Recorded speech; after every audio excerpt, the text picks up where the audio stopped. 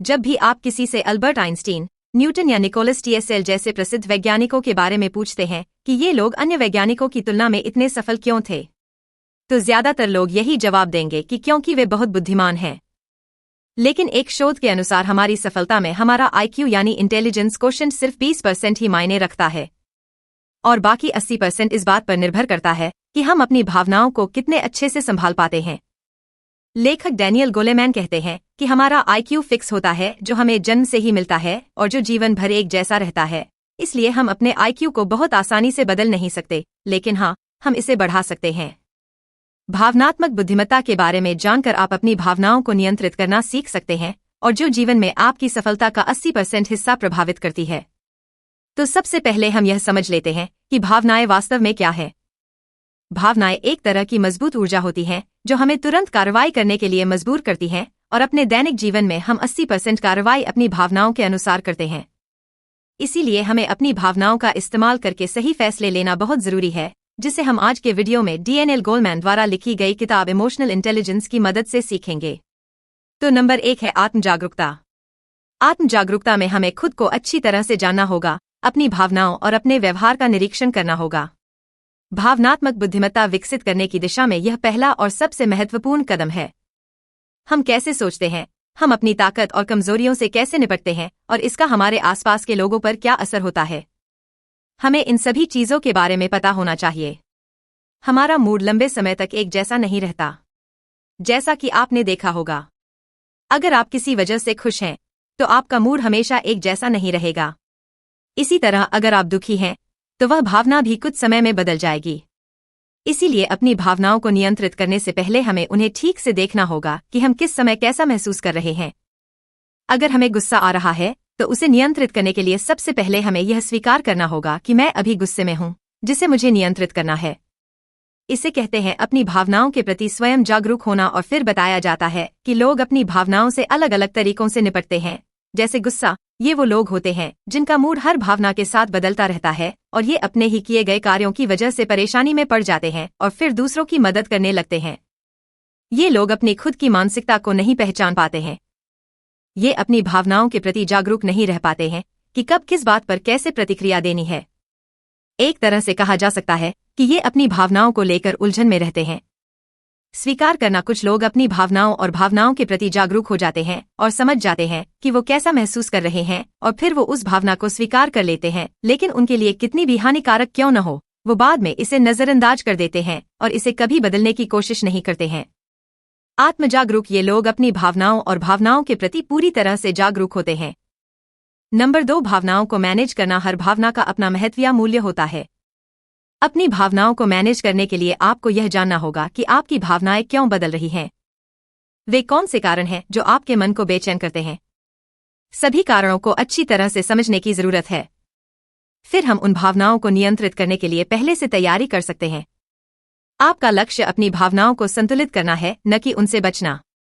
अगर आप उदास महसूस करते हैं, आपको कुछ भी करने का मन नहीं करता है, तो इसका मतलब यह नहीं है कि आपको तब काम करना चाहिए जब आप फिर से खुश महसूस करें, बल्कि आपको अपनी भावनाओं के साथ सहज होना चाहिए और वही करना चाहिए जो आपके लिए सही है।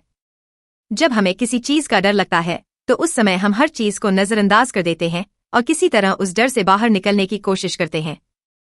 चिंता करना किसी भी स्थिति से निपटने की एक विशेषता है, लेकिन चिंता करना किसी समस्या के आने से पहले उसके समाधान के बारे में सोचना है। लेकिन जब आप किसी चीज के बारे में बार बार चिंता करते हैं और कोई समाधान नहीं पाते हैं, तो आपके लिए उससे निपटना और भी मुश्किल हो जाता है।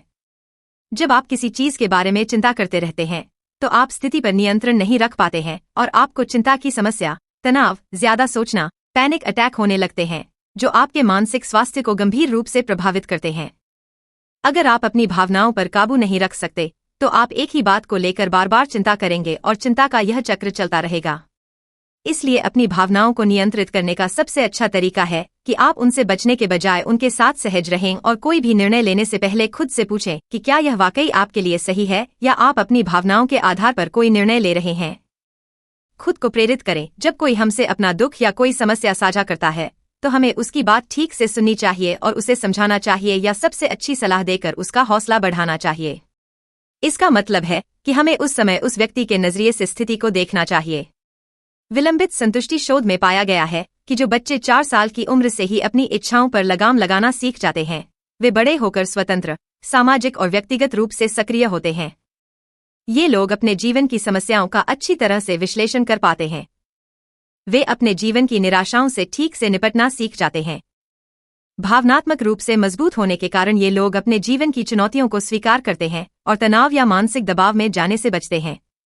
आशा और आशावाद बनाए रखें। अपने जीवन में आगे बढ़ने के लिए आशा सबसे महत्वपूर्ण चीज है। अगर आपके अंदर आशा है तो आपका अंधेरा और नीरस जीवन भी उज्जवल हो सकता है। लेकिन इसके लिए आपको खुद पर विश्वास होना चाहिए। तभी आप अपने लक्ष्य को प्राप्त कर सकते हैं। आपने भी देखा होगा कि कुछ लोग हर परिस्थिति में आशावादी बने रहते हैं और यही वजह है कि वे किसी भी समस्या का समाधान ढूंढ लेते हैं। वहीं दूसरी ओर हम देखते हैं कि कुछ लोगों में अपने लक्ष्य को प्राप्त करने की क्षमता और चुनौतियों का सामना करने की ताकत नहीं होती। उनके पास यह इसलिए नहीं होता क्योंकि उन्हें खुद पर विश्वास नहीं होता कि वे वास्तव में अपने लक्ष्य को प्राप्त कर सकते हैं। नंबर 4, दूसरों की भावनाओं को पहचानना। हम अपनी भावनाओं के बारे में जितने अधिक जागरूक होंगे, हम अपनी और दूसरों की भावनाओं को उतना ही बेहतर समझ पाएंगे। हम देखते हैं कि बहुत कम लोग अपनी भावनाओं को शब्दों में बयां कर पाते हैं, इसलिए वे अपनी भावनाओं को अपनी बॉडी लैंग्वेज और चेहरे के भावों के माध्यम से व्यक्त करते हैं। किसी व्यक्ति की भावनाओं को समझने के लिए यह जरूरी है कि हम इस बात पर ध्यान दें कि वह अपनी बात कैसे व्यक्त करता है, न कि वह क्या व्यक्त करता है, क्योंकि हम किसी व्यक्ति की भावनाओं को उसके गैर मौखिक कार्यों के माध्यम से ही पहचान सकते हैं। दूसरों की भावनाओं को समझने के लिए जरूरी है कि हम पहले उनकी बातों को ठीक से सुने और बिना सुने समाधान पेश करना शुरू न करें। खुद को दूसरे लोगों की जगह पर रखें और उनकी स्थिति को उनके नजरिए से देखें। उनके गैर मौखिक कार्यों पर ध्यान केंद्रित करें जिन्हें वे अपने शब्दों में समझाने में असमर्थ हैं। नंबर 5, किसी भी रिश्ते को बनाए रखने के लिए रिश्तों को पोषित करना महत्वपूर्ण है। क्या आप दूसरे व्यक्ति की भावनाओं और आत्म प्रबंधन और सहानुभूति जैसे अन्य भावनात्मक कौशल को समझने पर भी ध्यान केंद्रित कर सकते हैं? और भी बहुत कुछ। एक और विकल्प और भी बहुत कुछ। मेरे पास एक अच्छा विकल्प है।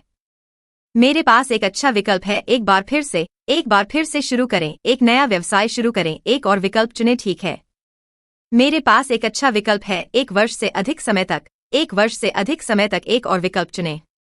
एक बार फिर से शुरू हो चुका है। एक नया बिजनेस प्लान। एक और पोस्ट देखें। एक नया कार्ड खरीदें। क्या आपको कोई समस्या है? और पढ़ें। और भी बहुत कुछ। मेरे पास एक अच्छा विकल्प है। मेरे पास एक अच्छा विकल्प है। एक अच्छा विचार है। मेरे पास एक अच्छा विकल्प है। एक अच्छा विकल्प है। एक और विकल्प चुनें। एक और विकल्प चुनें। एक और अधिक पढ़ें। एक और विकल्प चुनें। एक और विकल्प देखें और पढ़ें। एक और विकल्प चुनें। मेरे पास एक अच्छा विकल्प है। एक और विकल्प चुनें। यह एक अच्छा विकल्प है। यह एक अच्छा विचार है। एक अच्छा क्रेडिट कार्ड। एक अच्छा विकल्प। यह एक अच्छा विकल्प है। एक और अधिक पढ़ें। यह एक अच्छा विकल्प है। और पढ़ें।